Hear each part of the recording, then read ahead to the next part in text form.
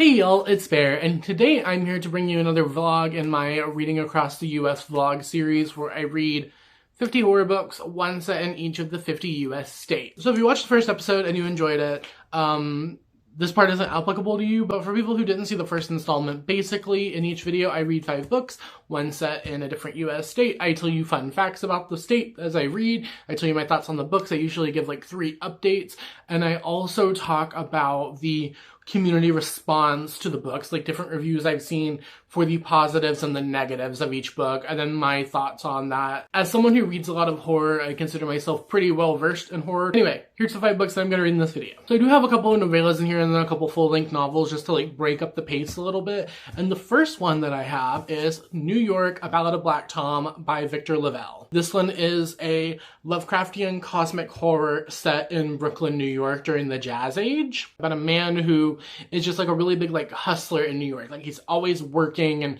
doing odd jobs and stuff. So one day he delivers a book to Queens to a sorceress, and it's like a book of magic sort of thing, and it opens up like this whole world of evil onto New York. I've read Victor LaValle before. I loved The Changeling when I read it in I think 2021. I've never read the original Lovecraft story that this is based on, so I think I'm gonna read that before I read the book, just so I have a little bit more context. So I made the decision whenever I started this series that I was going to include dystopians as well. So this episode we have our very first dystopian novel, because I view dystopian as the intersection of like science fiction and thriller. I am going to be reading Future Home of the Living God by Louise Erdrich. And this one I believe is set in Minnesota. We follow a young woman. She is Ojibwe, and this is her, I believe, looking for her birth parents, making her way back to the reservation that she was adopted from, while all of these bigger government things are going on tied into pregnancy and reproductive rights. So I believe at some point people start giving birth to monsters. I don't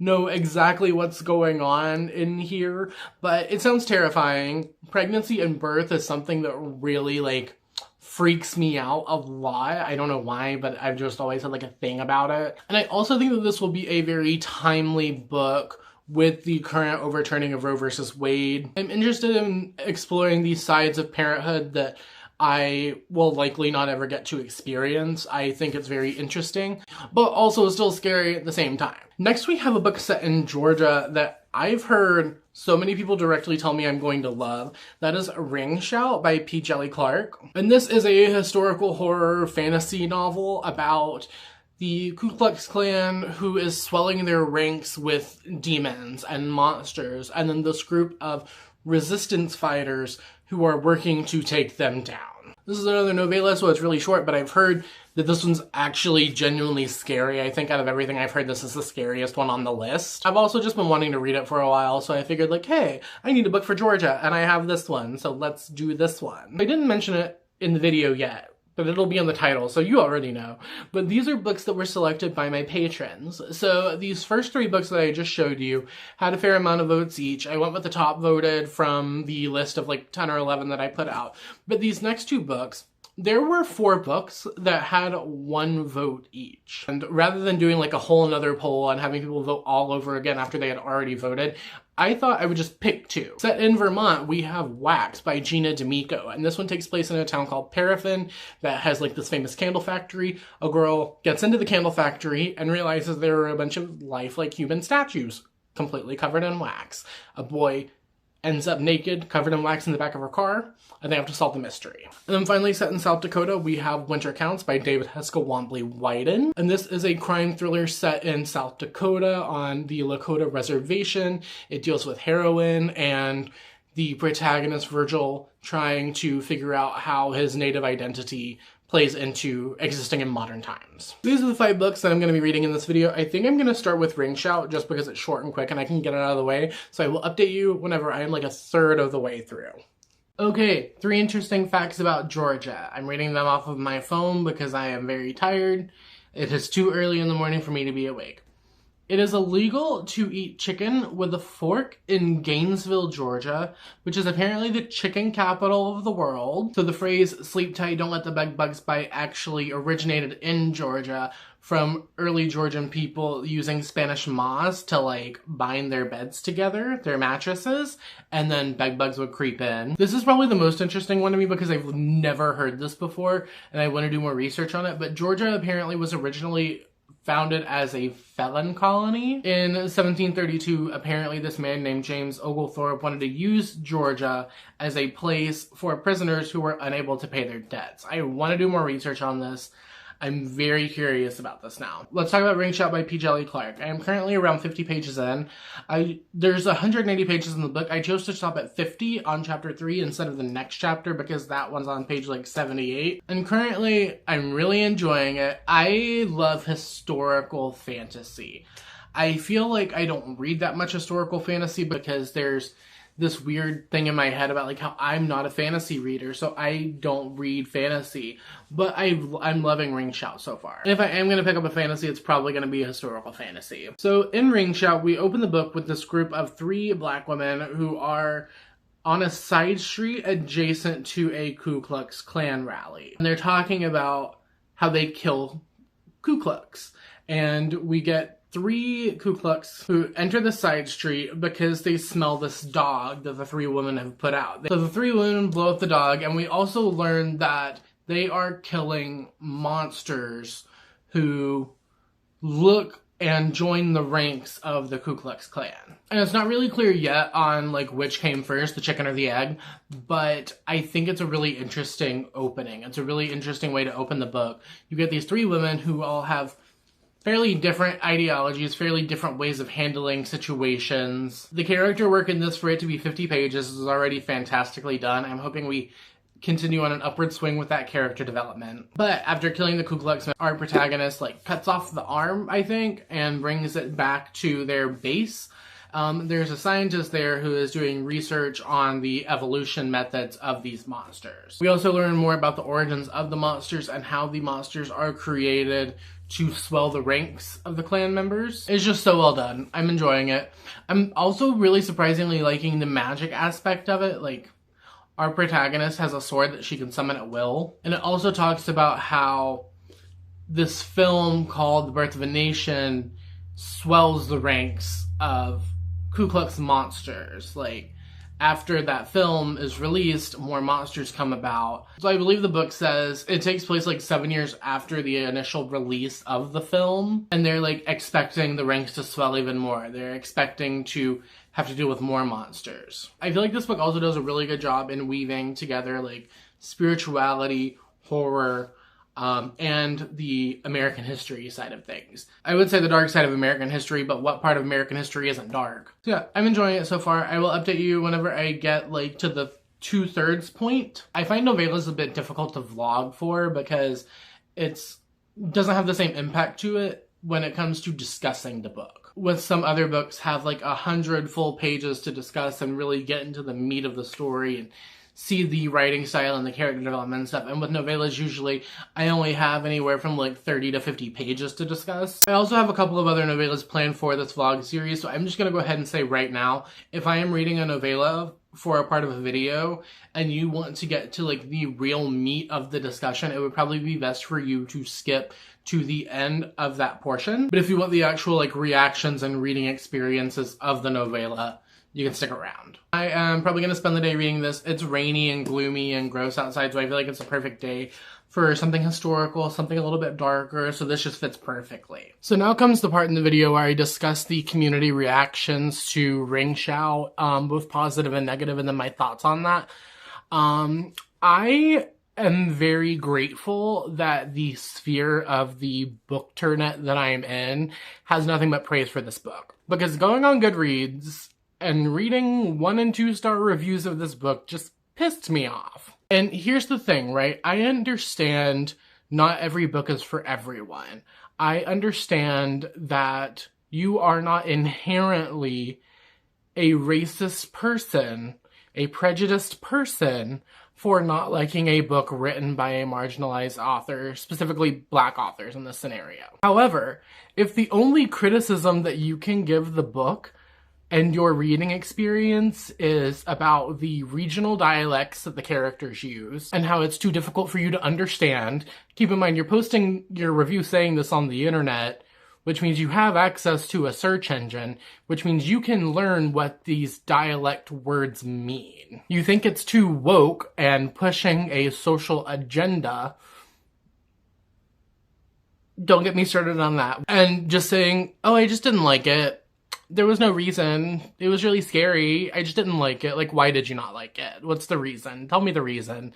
In fact, don't. Just shut your fucking mouth. Because you know what? Don't say racist shit. So I think that it is important to understand. I'm going to end up talking about this in every fucking video I read because of all the dumb people out there who don't understand that if you are reading a book by an author who is a part of a group that you are not, and you do not share an experience with that author, you can't talk about, in good conscience to me, right? To me, it does not make sense to talk about how you don't understand books outside of your experience if you are not also willing to go make the conscious effort to learn that context. Like, how are you gonna sit there and say that books that deal directly with racism against Black people are pushing a social agenda that you don't understand and you don't have the context for, whenever we literally see hundreds of people getting shot by police all the time? The Civil War was not that long ago, right? In the context of the world, the Civil War was not that long ago. Segregated schools were not that long ago. I'm pretty sure that my high school did not integrate well into the 90s, despite the fact that segregation was illegal. I'm like pretty sure I have heard stories about what happened whenever they tried to integrate my high school that are fucking horrifying. Don't pick up a book by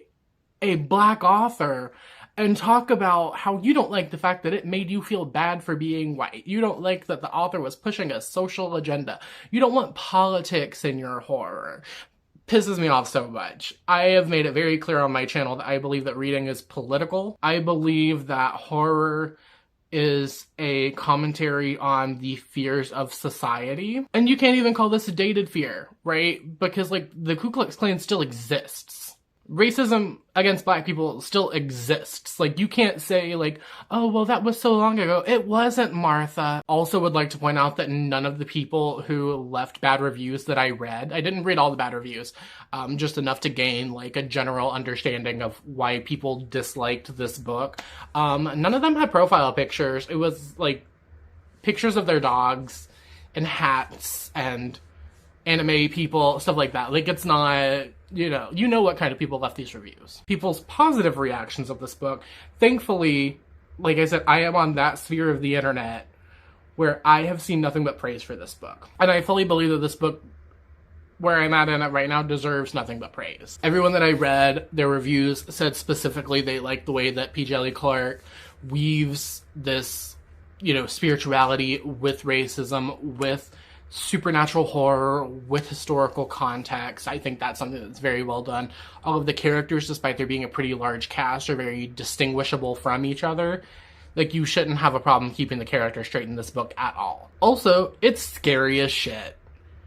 Some of the body horror in this grossed me out. Like, it made my skin crawl. So because we're still in part 2 right now, I can give you some specifics. I want to talk about the horror in this book for a second, specifically the cosmic horror, body horror aspect. So our protagonist, Maurice, has visions, right? She dreams and has visions, and she goes to these kind of like alternate dimensions, I want to say, where these different people, these different entities, these different ancestors and stuff are like reaching out to her to help her. And at one point she goes to sleep, and in one of her visions, her dreams, this man called Butcher Clyde, well, I don't want to call him a man because he's not really a man, he's a monster, and it's made clear from the get-go that he's a monster. Fucking terrifying. This man is fucking terrifying. He has these little spots all over his body that look like sores. But as Maurice is talking to him, she hears multiple voices responding. The sores all open up, and they are little mouths. So, like, Trypophobic people, be aware of that going in. It's fucking nasty. It's so nasty. As I was reading it, I was sitting outside reading it and just like listening to the rain, and like my eyes just kept getting bigger and bigger, and I was like, whoa, I don't like this. Fuck this shit. We also learn more about this larger plot at hand, where this entity called the Cyclops, the Grand Cyclops, is wanting to like invade the humans world and take over and like exterminate them as an inferior race. So of course it makes sense that they would ally and take over the Ku Klux Klan. Maurice is a badass. I love all of the characters in this. We also learn a little bit more about Maurice's backstory and all of the shit that she went through when she was younger, her parents dying and her witnessing the murder of her parents. It's just so good. I'm gonna go ahead and call it now. This book is gonna be like, I'm not gonna say my favorite of the vlog, but I'm gonna say it's gonna be like in the top 2 in most of my categories. Finished Ring Shout last night. It's currently the next day. I fell asleep actually as I was reading it, and I like woke up, went back to reading the book, and then immediately went back to sleep again. So it stayed 5 out of 5 stars. I loved it all the way through. The climax was really good. There was this big final standoff that really paid off, and it felt true to the book, true to the characters, everything that had happened before. It was just so good. It was so good. It's been a while since I've read a novella that I would consider like a perfect horror novella. Ring Shout is one of them. I can only think of a couple more. Yeah, 5 out of 5 stars. The character work continued to be great. With novellas, you have a very small amount of pages to do a lot of things. And usually I find authors try to pick one or the other. It'll usually just be a plot, just be characters, just be like the atmosphere, the vibes, the mood of the book. But this one manages to successfully balance all 3 really important things. And I think it was fantastic. And I honestly can't wait to read more from P. Djeli Clark in the future. Fantastic. I keep saying in every vlog that I do, like, this is gonna end up on my best books of the year. But, like, I genuinely don't think I've read something as good as Ring Shout this year yet. Like, I think it has to be up there. At least in the horror genre, right? Because I don't just read horror, I just primarily make horror content. But Ring Shout, one of the best books that I have read this year, hands down. For me, it is a perfect book. I have zero criticism of it at all. Hello, today we're talking about Vermont. Fun facts, Vermont is the least religious United States, with only around 22% of the population saying that they believe or participate in organized religion. Number 2, Vermont's state capital is the only state capital in the United States without a McDonald's. And number 3, Vermont was the first state to actually recognize the legality of same-sex couples and marriage by creating civil unions. So civil unions came from Vermont. And they were also the first state to make same-sex marriage legal at a state legislation level. Talk, Valentina. If you don't TikTok, then you're not going to understand that. Let's talk about Wax. This book is stupid. Now, I believe that there is a place for every type of subgenre in this video series. Horror comedy falls into that. I'm not sure if this is supposed to be a horror comedy, but the blurb on the back, creepy and hilarious. So I am considering this a horror comedy. So I am a third of the way through Wax, and let's say like the first half of the first third, so like the first sixth of the book, was a little bit of a chore to get through. We have our protagonist, Poppy, who is something of a local celebrity after she went on a reality show. I think it's like America's Got Talent. She tripped and fell and cut her head open and then performed The Sound of Music while like bleeding profusely from her head. Basically, everyone in the town knows that she's a joke. There's this one guy in her class named Blake who is always bullying her. And it's not like a good-natured, fun-poking, teasing humor. It's like he bullies the shit out of her. One of their pranks goes a little bit too far, and a wax statue of Poppy is put into the town square wearing a ham costume that she wore the year before in Halloween, and they shoved her down a hill and sprayed her with water. Like, at that point, that's legal action. His family has money. His grandma, I believe, is the mayor of the town. Like, they are kind of loaded. They have a long history with the town. Now, because this book is called Wax, set in a town called Paraffin, you can probably assume there's also a candle factory. And you would be very correct in that assumption, because what else would there be? The town, I will say, like, the town is described very well in the sense that, like, I genuinely could see this place existing. First, like, the prologue, I guess you could say, it's very interesting talking about the factory, the candle factory, the smells, and how everything is just always overwhelming with all of these different notes. And it kind of reminds me of Charlie and the Chocolate Factory, like, you know, talking about, like, there's this mysterious factory that, like, everyone knows what it is, but why is it so big and everyone travels from all over the world to see it? After the incident with the wax sculpture of her being left in the town square, Poppy decides to go to the wax factory to see if she can figure out who made it. In the back rooms, like the restricted area, she meets this old woman who has this thing that she calls the living wax, and she makes these very lifelike mannequins. Poppy sees one blink. Poppy's like, hey girl, can you tell me if this douchebag kid got you to, like, make a wax sculpture of me? The lady freaks out, hands her a candle with a stone attached to the top and says, like, here, this is your bodyguard. Poppy gets home and then goes to get this list out of her trunk. She keeps, like, a reoccurring, like, to-do list that's in her trunk. She goes to get the list out of the trunk, and there is a boy in there who's just screaming. She recognizes the boy as one of the wax figures from the living wax. So now she has this boy made of wax who is there to supposedly protect her and be her bodyguard, but does not understand anything about, like, humans. He's just, like, copying everything she's saying. It's very much like that, it's very much kind of like an Encino Man sort of situation. There's also a town legend about this thing called the Hollow Ones, or the Paraffin Demons, which are basically, like, wax demons. I don't know how true that is. We haven't, like, hit that yet, but there were some mentions of the Hollow Ones earlier. Where this book is falling flat for me is its comedy. I'm not, like, laughing. I'm not chuckling. I might give, like, a little giggle every now and then, but most of the humor is falling a little flat for me. And granted, this is a young adult book, and I feel like YA comedy isn't something that's ever really worked for me, but usually I can appreciate it more when it's spun with a horror twist. To explain the fact that there is a boy in her house who does not understand anything, Poppy tells her parents, like, oh, we were going to take in an exchange student kid anyway, and he's from a small island off the coast of Africa, and he's only been around the same 300 people his whole life, so that's why he doesn't know what carrots are. I don't know, that humor is just not really sitting right with me. I don't know. It kind of reminds me of Mean Girls, where it's like, if you're from Africa, why are you white? Like, the horror currently is not there for me.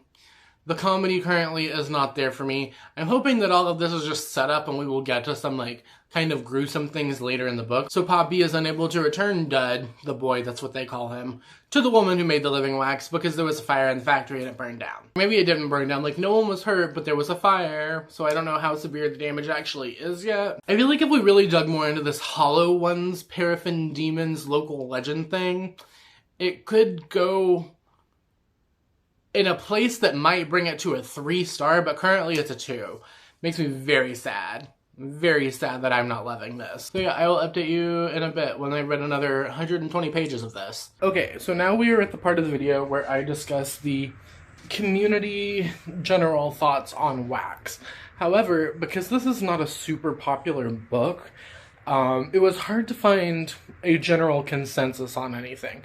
I went to Goodreads and looked, and out of all of the 1-star ratings, there were only 2 that had actual reviews attached. But the general consensus among people who didn't like this book seems to be that it is dated and it is too YA.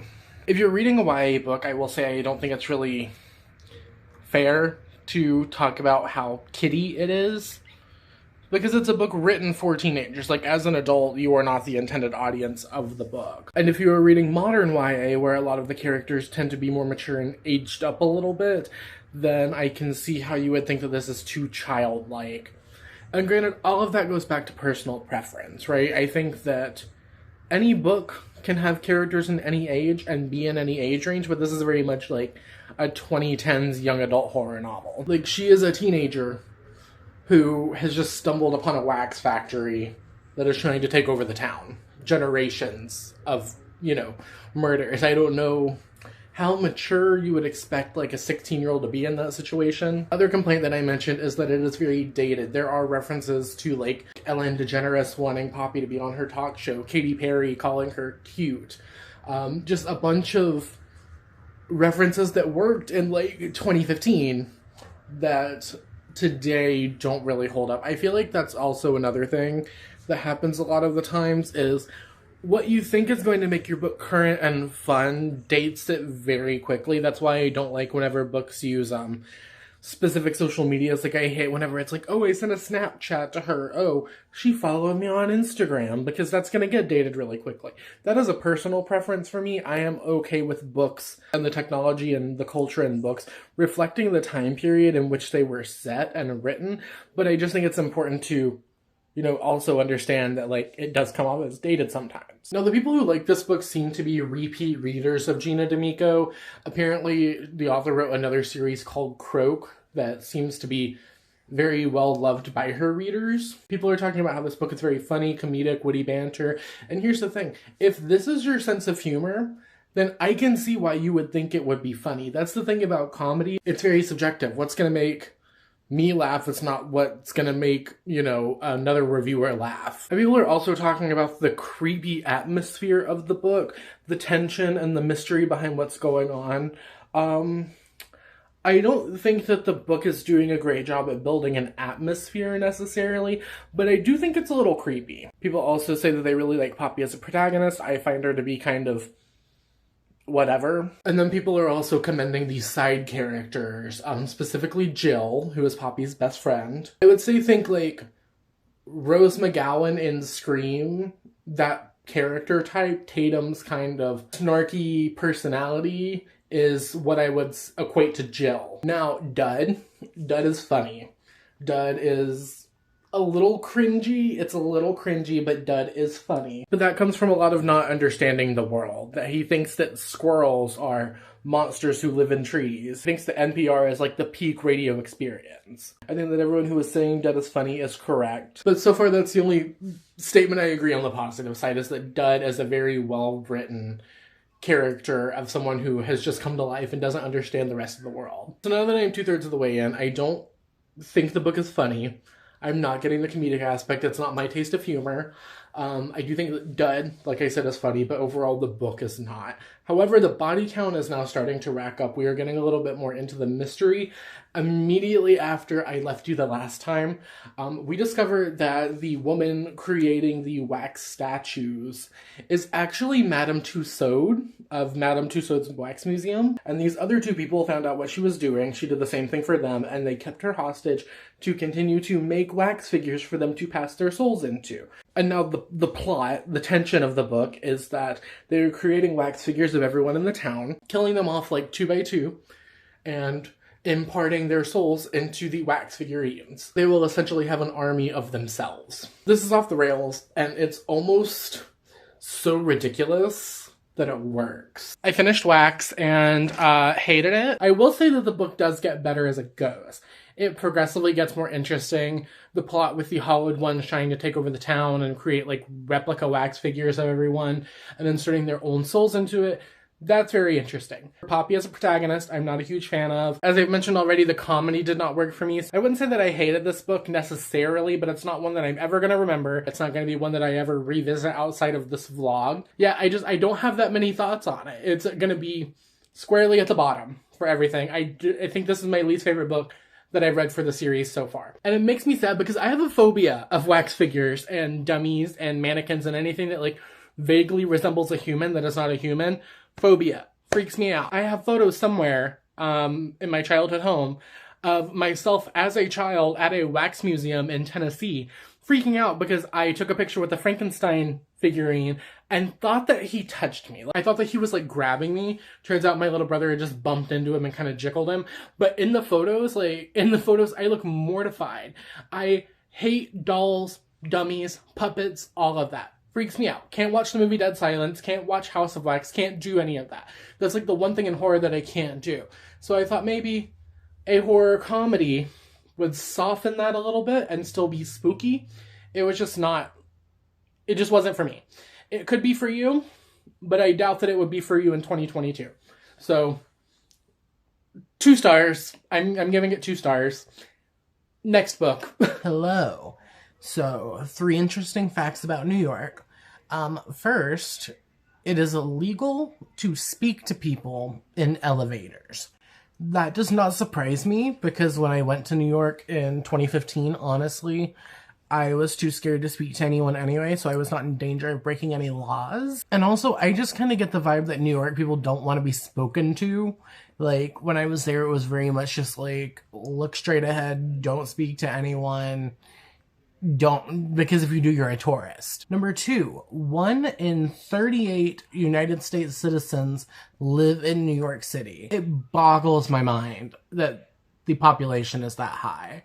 Because, like, New York City's not geographically that big. Everything's just really tall. The final interesting fact about New York is it took less than a year and a half to build the Empire State Building. I believe it was done in a year and 45 days, and the last stud that was like hammered into place is solid gold. However, we don't talk about the fact that most of the skyscrapers and buildings in New York were built by Mohawk ironworkers, because we don't want to give Native Americans credit for anything. Anyway, I am 5 chapters into The Ballad of Black Tom, and I am really enjoying it. I really like Victor LaValle's writing. It reminds me a lot of The Changeling, and I understand that, like, they are both contemporary dark fantasy horror books that take place in New York City. Writing is very sinister. Like, you definitely get the vibe that there's, like, a sinister underbelly of the city whenever we're just going about, like, the day-to-day lives of the characters. So I think that's what I like the most about his writing, is everything feels a little malicious. Everything feels a little like it's gonna get you. He's a really good writer. He is a very talented writer. Just the way that he puts words together is such a skill. Like, I am envious of the talent that Victor LaValle has to put words together to form sentences. I'm really enjoying it. Currently we have just now started the whole kind of H.P. Lovecrafty sort of vibe, cosmic horror. Our protagonist kind of just like picks up odd jobs where he can, and he delivers an occult book to a woman in Queens. He talks about how he intentionally had the last page ripped out because he knew that it was bad. And after delivering the book, he is playing his guitar on the side of the road. He's like busking. Is that the word for it? Busking? And this rich dude comes up and he's like, hey, I'll give you $500 if you play for my party in a couple of days. And he's like, sure. 3 days later, he goes to attend the party, and it's just him and the dude. And the dude starts practicing a speech as he's playing.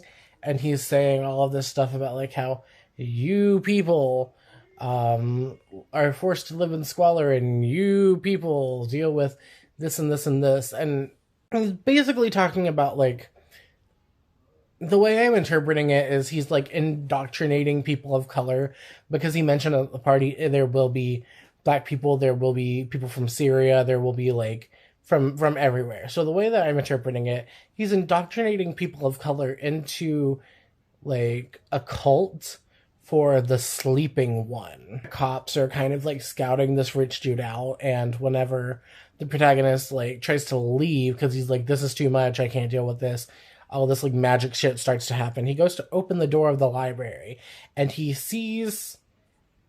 It's like, he opens the door to the library, and it's an apartment building hallway with one of the cops standing there. It's not, like, the house. It's, like, a portal. We end off chapter 5 with the rich dude being like, don't do that again, because if you do, it could be bad. I'm excited to see where it goes. I have not read the original story that this is based on, so I'm going into it completely blind outside of, like, the vague things that I understand about Lovecraftian lore, cosmic horror, and Victor LaValle's writing. That's all that I have to go on, are those 3 things.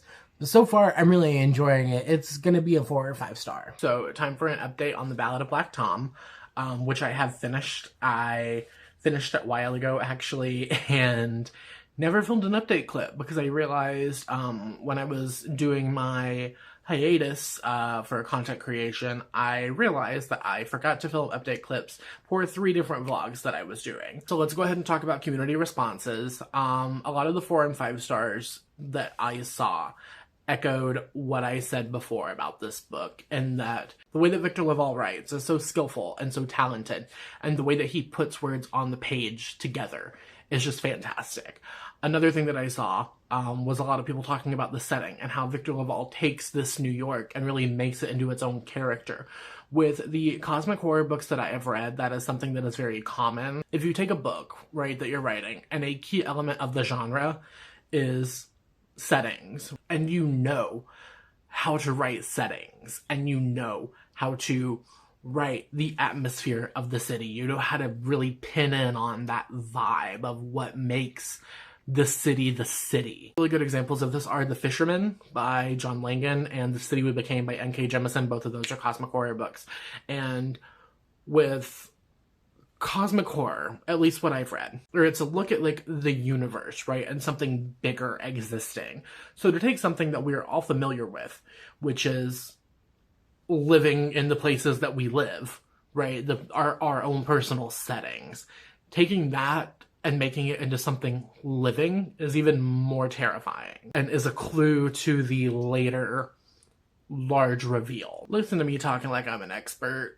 So I agree, yes, the setting was fantastic, yes, the writing was fantastic, and just like Victor LaValle's technical ability to write is amazing. Another thing that I saw a lot in the higher end of the ratings were people talking about the time jump. There is a slight time jump perspective switch in the story about halfway or 2/3 of the way through, in which we switch perspectives from our protagonist, the bookseller, to the detective. And a lot of people, myself included, found that the reveal of what has become of our protagonist, the transformation that our protagonist has undergone, which I'm not going to spoil it for you, read the book if you want to know what the transformation is. It's made more impactful, right? If you don't watch the protagonist go through the journey, if you don't watch them start the transformation into their final self, I guess would be a good way to word it in this case, it's so much more impactful whenever you see that from another character. It's so good. Now, onto the lower end of the review spectrum. One thing that I saw mentioned that I think is worth making commentary on in this video is people saying that this book just wasn't for them. That is fine. You are allowed to not synergize with a book, right? Not every book is going to be for every reader. That's fine. I have no qualms with people saying a book just is not for them. On the flip side of what I mentioned earlier, a lot of people would have rather the book not switch perspectives, or that it had been a bit longer so that we could have seen the transformation process and then switch perspectives. And that's fine if that is the book you are reading. I just don't think it's realistic to go into a novella expecting that. It's a novella, there are shorter pages to do what other people are trying to do in full-length novels. Now, whether you think that LaValle was successful in that is your decision. Personally, for me it works. If it did not work for you as a reader, whatever. I'm just going to mention these and not comment on them because unfortunately and unsurprisingly, this is a trend that I have seen reoccurring throughout this vlog, as well as our previous installment. People talking about how the book is too, how do we want to word it? Let's say socially aware. A lot of people had an issue with the fact that LaValle took a story, right, by a racist author and tried to flip it on its head and talk about the issues and give a different perspective to a book written by a very bigoted person. If you have an issue with that, I hope that you have the day that you deserve. Another thing that I saw mentioned were people who gave it a bad rating talking positively about the book. I saw one review in particular that was like, great writing, great character work, great setting, great scare factor, 1 star. Did you click the wrong button? I don't think so, because this review then further goes on to say stuff like, oh, I wouldn't recommend this book to anyone. I saw a lot of that. People saying, why did I waste my time with this? At least it's over. I'm just not going to dignify it with a response. If you have an issue with a book being written by a Black author, and you have an issue with the fact that that author tried to subvert the problematic content of the original book, the original story, the original lore, the mythos, whatever. As I said earlier, I hope you have the day you deserve. My final thoughts about the Ballad of Black Tom. I thought it was amazing. It just stayed great the whole way through. Let's go on to the next book. Alright, so I have an update for you on Winter Counts. I'm not reading this book for this video anymore. I am going to temporarily DNF it. I do plan on picking it up later when my headspace is a little bit better for it, but we're not even 40 pages in. So there is a scene in the book where our protagonist Virgil comes home and finds his nephew overdosing on heroin. Virgil calls 911 and has to do chest compressions, and it's just hitting too close to home right now. Usually I'm okay with reading books that have upsetting content or triggering content. It's actually pretty surprising for me to get so affected by a book that I need to put it down, but in reading Winter Counts, like that scene, it brought some stuff up that I am not really comfortable feeling right now, so we're gonna temporarily DNF it. So we will be reading it in a later video. I'm sorry, I know it was a voted on book by the Patreon. We're gonna get to it at some point. We're just not gonna get to it right now. So instead, what I've opted to switch it out for is White Horse by Erica T. Worth. This one is set in Colorado. This is an arc. The book comes out November 1st, so now is the perfect time to read it anyway. I needed to read it before the pub date anyway, so I can talk about it. I really like Erica. Erica and I know each other from Twitter. Erica is also a spooky indigenous horror person, so I'm really excited about the book coming out, reading it, supporting her. This one is a ghost story, actually. Because Winter Counts is not a bad book. I am not, like, permanently DNFing it. I'm not doing anything like that. I just can't read, for some reason, chest compressions.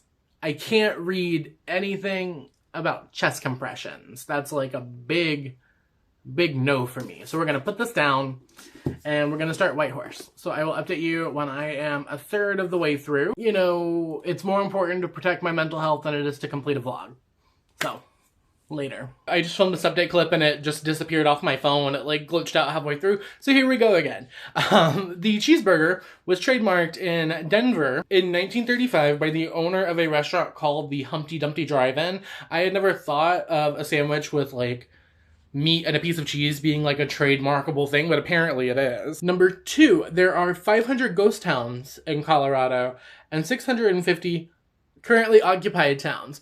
So the amount of ghost towns almost match the amount of places where people live in Colorado, which I feel like is a very fitting fact to share with you because this book is about ghosts. Third, and this is something I did a little bit of research on, but I want to look more into it, so if I get any of the facts wrong, pardon me, I'm sorry. There's a celebration in a town called Nederland, Colorado called Frozen Dead Guys Day, which celebrates the fact that in like, I think in 1989, a man brought the cryogenically preserved remains of his grandfather from a California facility back to Nederland, Colorado. And then his mother kept them in a shed behind her house. So the grandson was deported because his visa expired, and the mother was later evicted, in which she told a reporter about the, you know, she was like, hey, my dad's body is in the shed, frozen. There's also 2 other guys back there. I don't know how that worked, but that's what it says. So this got so much attention, and they ended up going to court over it, and the court ended up ruling that because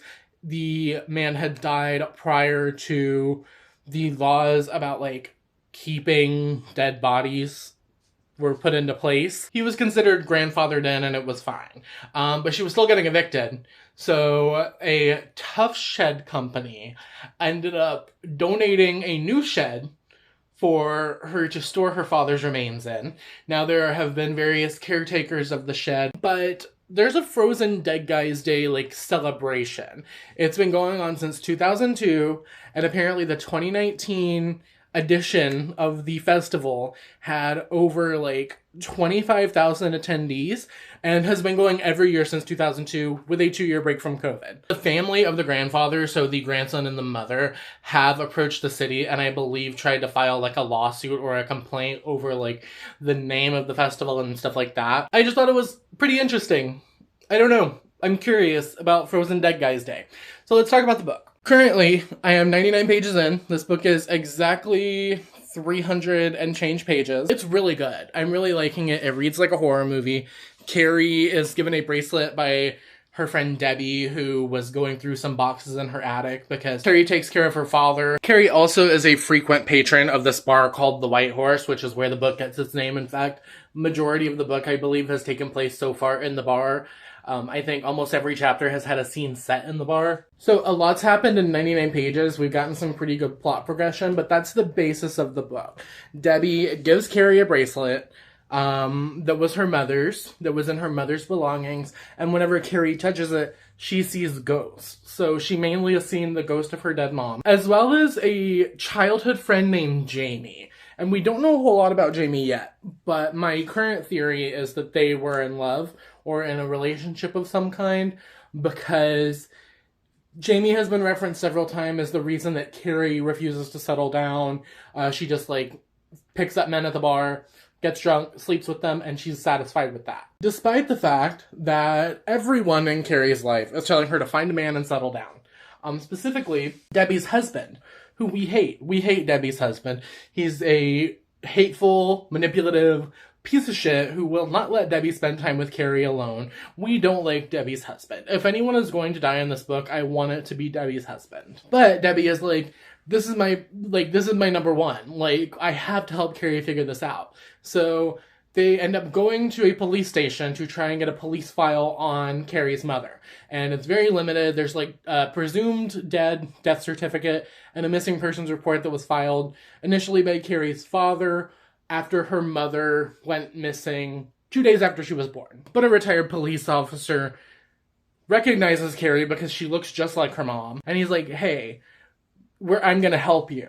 So he's giving Carrie more information about how the files on her mom were considered classified all the way up to a federal level, and he did not have access to them, but it had something to do with her mother's involvement in the American Indian movement. Also, Carrie occasionally gets, like, visions and sees into her mother's memories, and some of those have been, like, to deal with the American Indian movement, like going to the community centers and meetings and powwows and stuff. He also provides her the number and address of her maternal grandparents, who she tries to call, and the grandmother refuses to speak to her. She's just like, I can't talk to you. I'm not supposed to talk to you. And I'm like, that's a little weird. That's a little weird. So that's currently what's going on. Carrie, at one point, goes to visit her Aunt Squeaker. Auntie Squeaker is my favorite character so far. I love Auntie Squeaker. And she tells her, like, you know, this is your mom's bracelet. I was trying to find it. I'll help you, but you have to be, like, ready to learn this stuff. Also, whenever you figure out what happened with your mom, you might be able to heal your father. So now Carrie is determined not only to figure out what happened to her mother, but to heal her father. Like, she keeps thinking, like, okay, if I can do this, I can help Dad. Toward the end of where I cut off in my reading, Carrie goes to a bead shop. She goes to, like, a jewelry store. And she sees in the display case that there is a piece of jewelry that has an icon, a symbol, very similar to the one carved on her bracelet. And she's like, hey, shopkeeper, what's that? And he tells her that that's like an entity, a monster called the Lofa, which I believe he said specifically targeted women alone at night. I could be misremembering, but I'm like 99% sure that's what he says. And because that's also on her family's bracelet that has been passed down for generations, he's like, that means that your family has something to do with the Lofa, like, on a historical level. So that's kind of where we cut off. I'm really enjoying it. I also like Carrie as a character. She is a metalhead. She is, like, chain smoking and stressed out. She's a lot different from a lot of the other Native books that I've read. Craft-wise, I really like the writing. I feel like the writing style suits Carrie's character.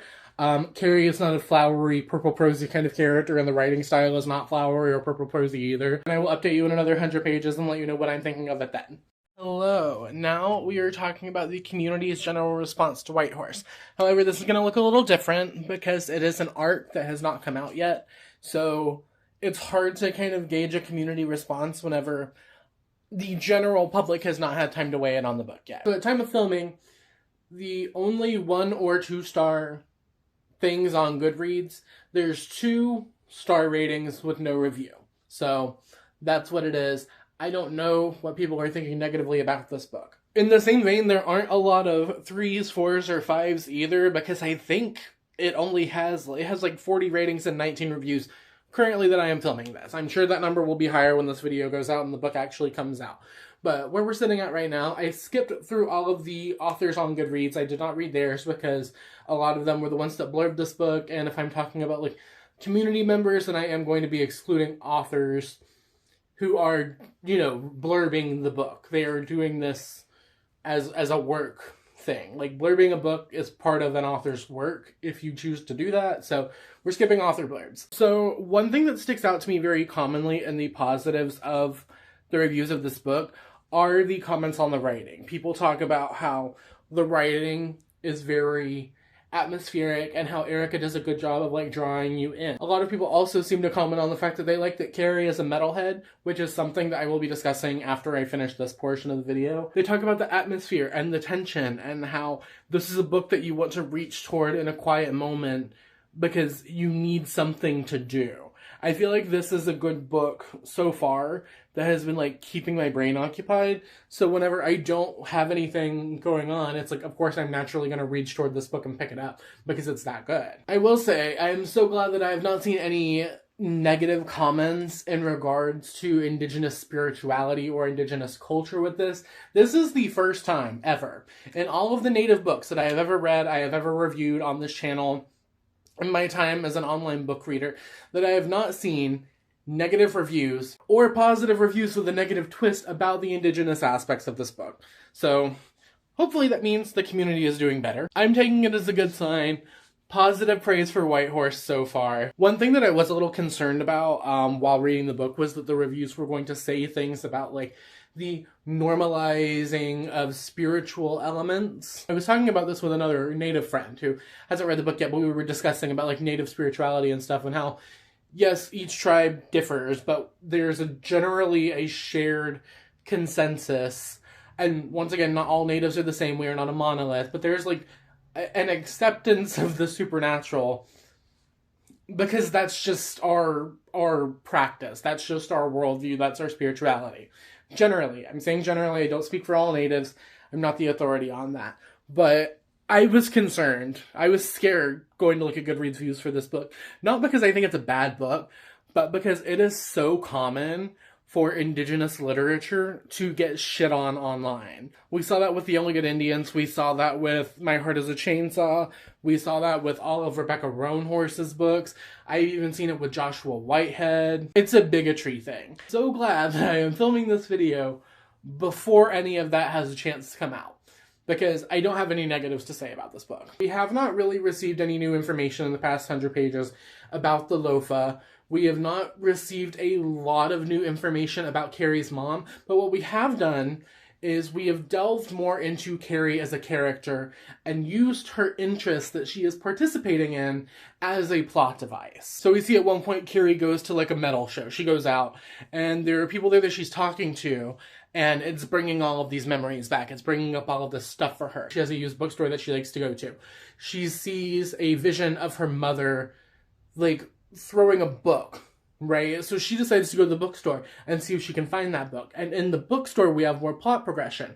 We see her and Debbie reconciling after a very, very tense scene in which Debbie's husband Jack approaches them at a bar. He's drunk. He's threatening Carrie, and Carrie's like, pulls a gun on him from behind the bar, and she's like, you better get him out of here. Carrie has now met her grandma and her grandpa. They've had a conversation, but the grandma's made it very clear that there's something else going on.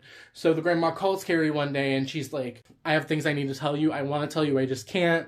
And then they eventually agree to meet for lunch. We get more scenes with Auntie Squeaker, who is still my favorite character. Read the last 100 pages today, and I will update you tonight, and I will see you with my final thoughts. Alright, so I have finished Whitehorse. 5 out of 5 stars. I really, really enjoyed it. I will say that the things that strike me as the most standout of Whitehorse is Carrie as a protagonist. Something that we don't see a lot of in Native literature. The very idea, right, that Carrie is even an urban Indian, it's not super common in Native lit. This book is about a lot of reconnecting, not just with like your culture as a Native person, because, you know, Denver is kind of a hub for Indigenous people, but specifically just like your personal family past, and that was something I really enjoyed. Another thing that makes this very different from a lot of horror books that I've read is the fact that in this book we see Carrie enjoying her hobbies. Carrie likes to read secondhand Stephen King books and go to this used bookstore all the time. Carrie likes to go to metal concerts. There's even a sequence later in the book where Carrie goes to the Stanley Hotel, which, if you don't know, is the basis of the Overlook Hotel that inspired Stephen King to write The Shining. And you get like a whole sequence with The Shining and her going on like a haunted tour of the hotel. And all of these things play their roles in the plot.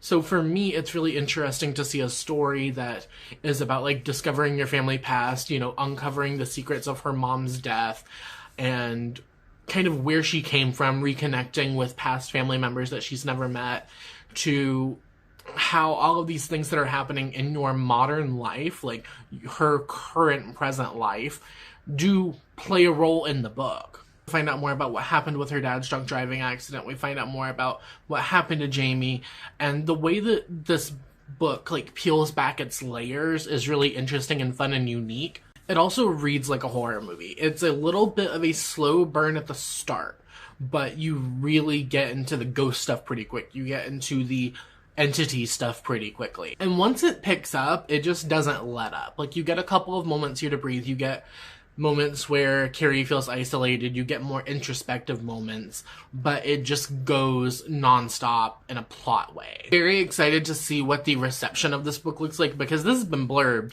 by some huge authors. You have like Sylvia Moreno Garcia, Stephen Graham Jones, Rebecca Roanhorse, Grady Hendrix, like huge names in the book community. So I'm curious to see how this book goes over with the general public. But if you know my reading taste and we have similar reading tastes, I think you would really enjoy this. And I do think that Erica really pulled out all the stops with her skills with this book. And I believe that this has the potential to be a very widely read book on the internet. And not just in the performative, oh, I'm reading a book by a native author way. I think like this is going to be one that people enjoy.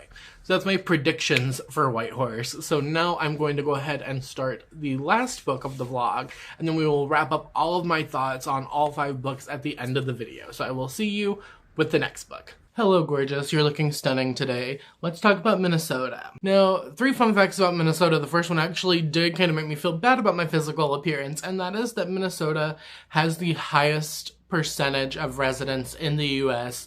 who exercise regularly. They are considered to be the healthiest or the most like physically fit state in the country, which I didn't know was something we measured, but cool. Good for them, I guess. Number 2, I find this one a little ironic. It is illegal to drive with dirty or muddy tires in public because you are considered a public nuisance. I found this one really weird because Minnesota also has a ridiculous amount of lakes and fishing and boats and stuff like that. So I thought it was really weird that it's like, no, you can't have mud on your tires whenever the state is like very watery.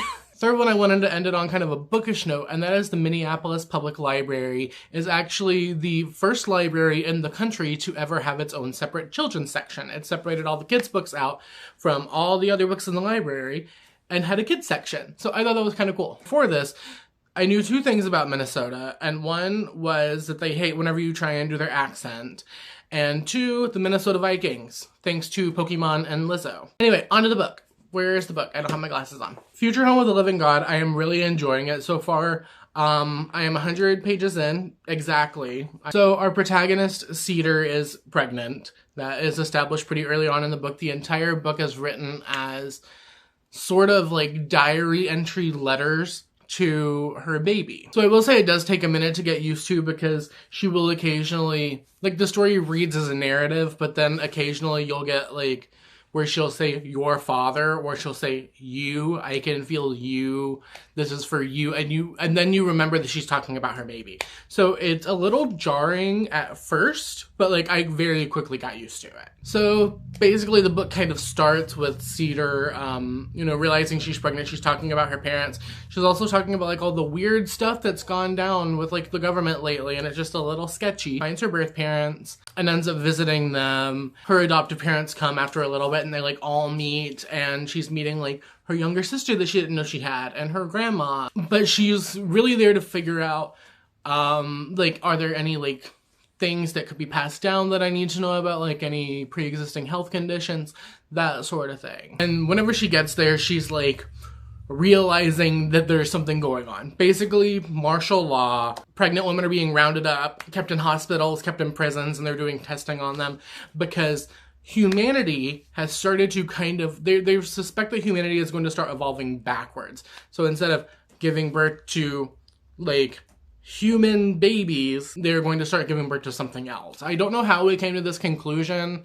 The ultrasounds all seemed fine whenever Cedar got her ultrasound, but whenever the doctors realized that she was pregnant, they did try and, like, kidnap her. I also want to say how prophetic this book is, and how reading this perspective now, it sounds drastic to say that this has become our norm over the past couple of years, but, like, it very accurately gets correct what it's like during a government lockdown, what it's like during the pandemic. Because it's like everything is weird and you're locked in your house, but the grocery stores are still open and you can still go to the gas station, and, like, restaurants and businesses are open, but people are dying. And it's weird how accurately the author was able to portray this years in advance. Accurately predicted both COVID and Roe v. Wade, because now a reproductive rights issue.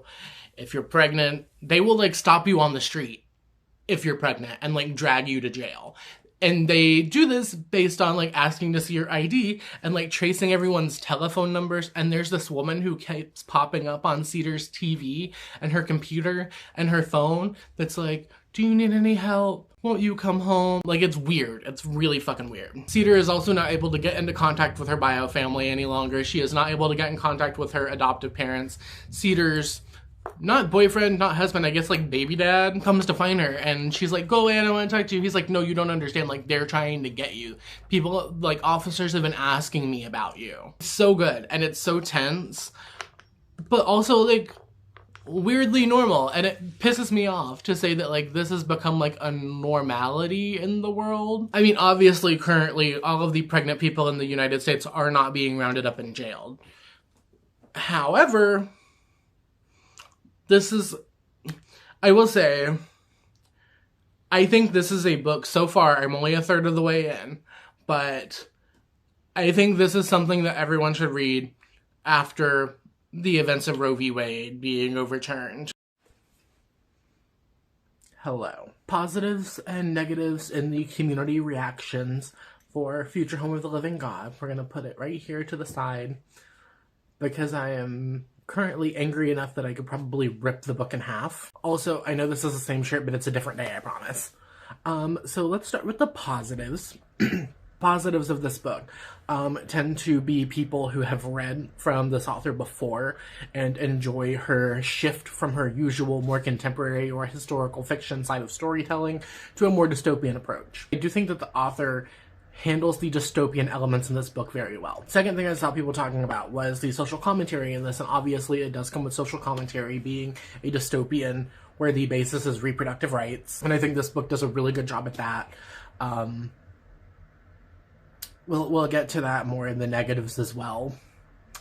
And the third thing that I saw people really commonly mention when talking about this book was the writing. Louisa's writing is, honestly, I really enjoy the writing style. People have talked about in reviews how it's not lyrical, it's just detached enough that it feels like a realistic perspective.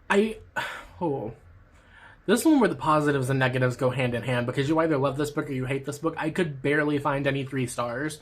It was mostly 1s and 2s and 4s and 5s. A couple in the middle. And I even read 3 stars for this to see if people were talking about anything different in this book. But it was mainly these same 3 topics, both in positives and negatives. Personally, I'm enjoying the writing. So now let's get on to the negatives.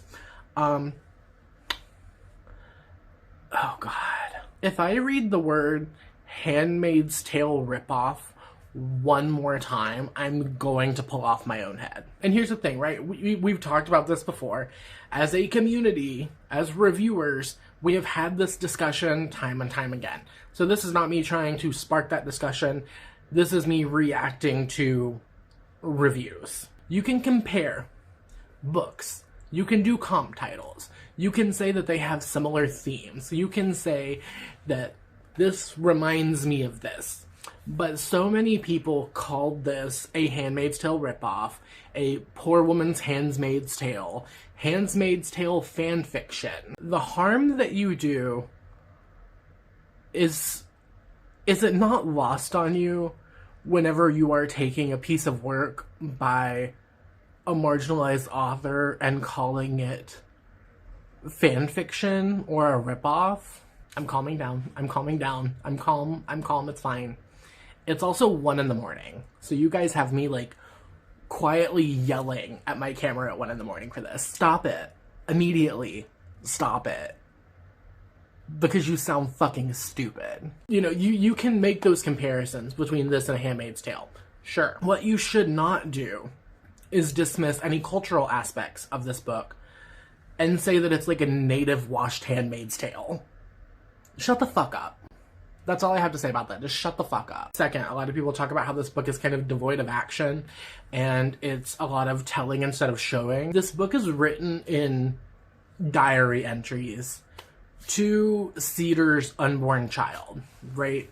So to talk about how there's not a lot of action happening on page, it doesn't make sense to me because, like, if I am on the run from someone who is, like, got a gun and trying to shoot me, this is a hypothetical that has not happened in the book as to where I am now. I'm not going to, like, stop and write down in my diary, hey, I am currently right now being chased by this man who has a gun and is trying to shoot me. I feel like that gets, at least it seemed from me reading the reviews that a lot of people were not making the connection that the reason that this book seems like someone telling a story is because it's literally someone telling a story to her child who has not been born yet. They talked about how we don't see a lot of this, like, de-evolution of humanity. We don't see humanity evolving backwards so much. Well, the protagonist has been in hiding for the first part of the book and having no contact with the outside world. And in the second part of the book, where I am currently, she has been taken into a hospital for pregnant women where they do tests on you and do not allow you to know anything about what is going on in the outside world.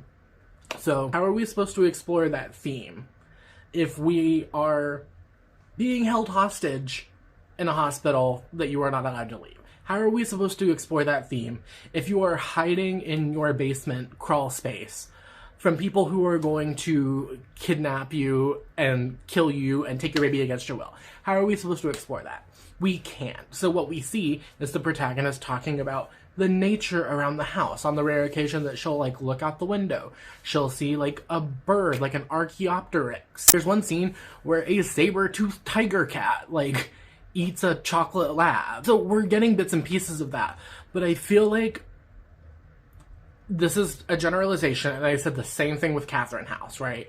This does not apply to all reviewers. However, I feel like a lot of reviewers don't like to infer things. They would rather just be told things that happen rather than allowing the author to drop hints and clues and little side pieces to then make these connections themselves. That's all I'm going to say about that, because if that's what you like, then that's what you like, right? If you don't want to have to sit down and, like, think about a book, I guess, then maybe don't choose books that you have to sit there and think about. You know, there are totally brain candy books. I have read so many brain candy books. Some books are just meant to be consumed. That's my thoughts on that. Y'all are fucked up. So I decided in my first video, and I can't remember if I said this in my first video, I have decided what I'm going to do. I am going to take the 50 states, right? And I'm going to split them down the middle.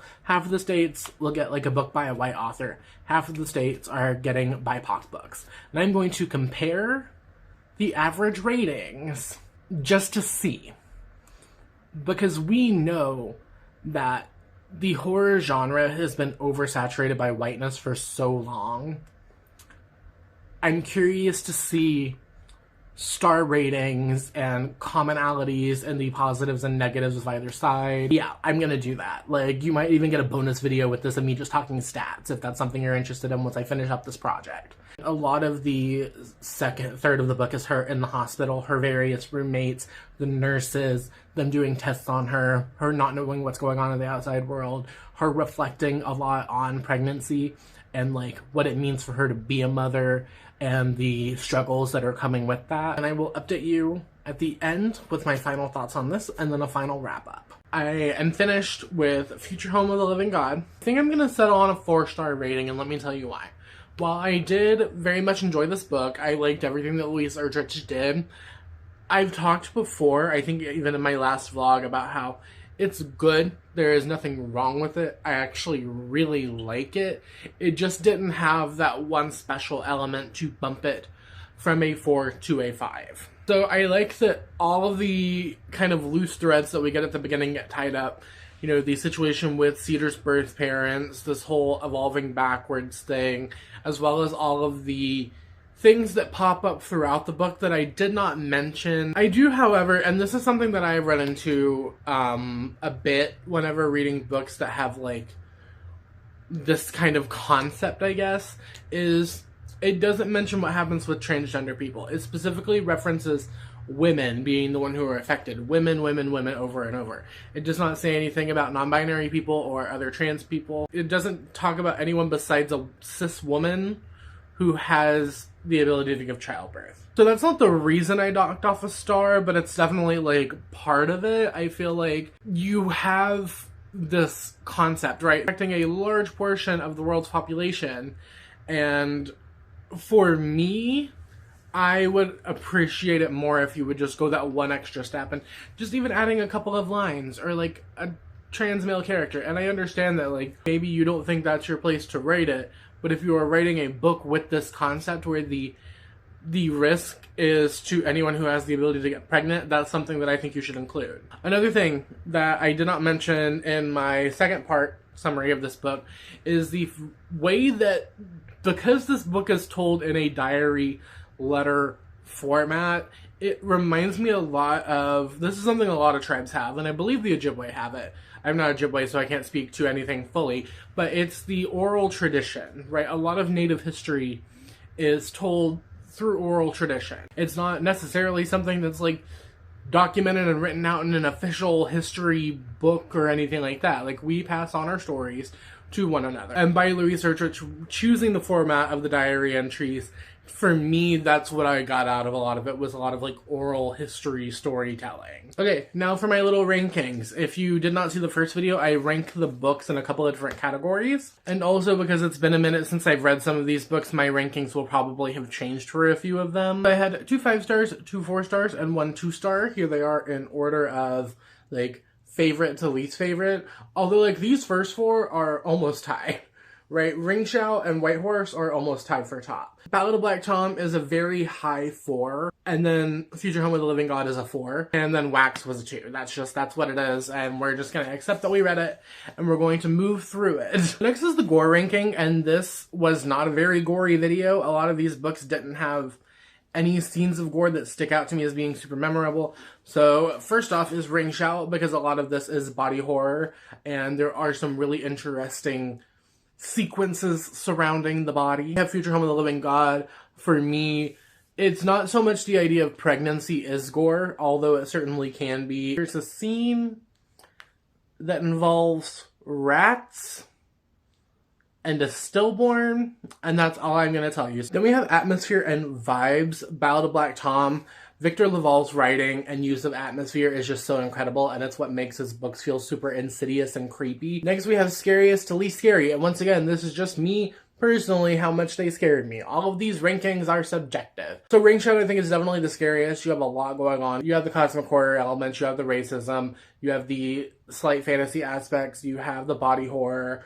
It's really good. It scared me, and actually, it might have given me a nightmare or two. And then finally we have characters. So if you're someone who has a similar reading taste to me when it comes to characters, this one is for you. First off, White Horse, I stand by what I said, and that I think Carrie is one of the most unique protagonists in Native literature, especially Native horror literature, that I've ever read.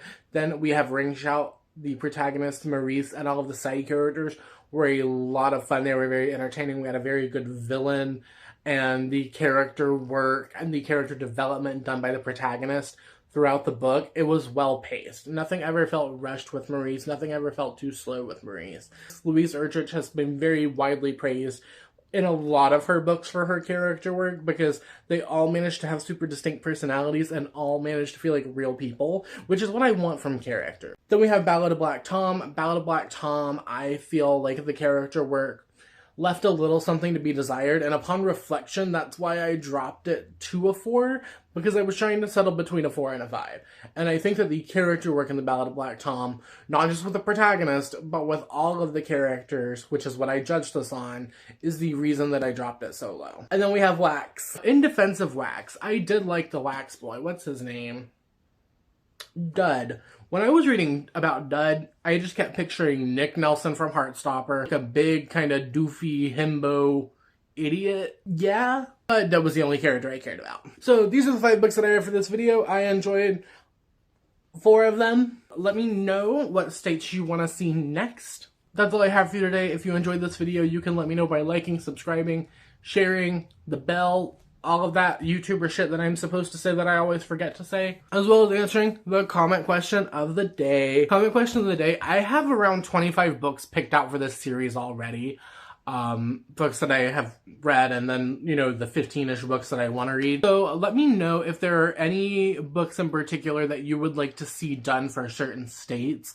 Like I said, I have some picked out already. I'm not going to tell you what those are right now, but I do have some picked out already. So drop your suggestions for horror books set in different states down in the comments. If you don't have time, you don't have the spoons, you don't have an answer, you don't want to answer, let me know you made it all the way until the end of the video by leaving me an emoji, preferably a yellow heart or a smiley face emoticon. All my stuff will be linked downstairs if you want to go find me further, particularly my TikTok, where I am very active right now, actually, Instagram, where I am semi-active, actually, and then my Patreon. So yeah, I hope you have a wonderful wherever it is, wherever you are, and I will see you next time for another video.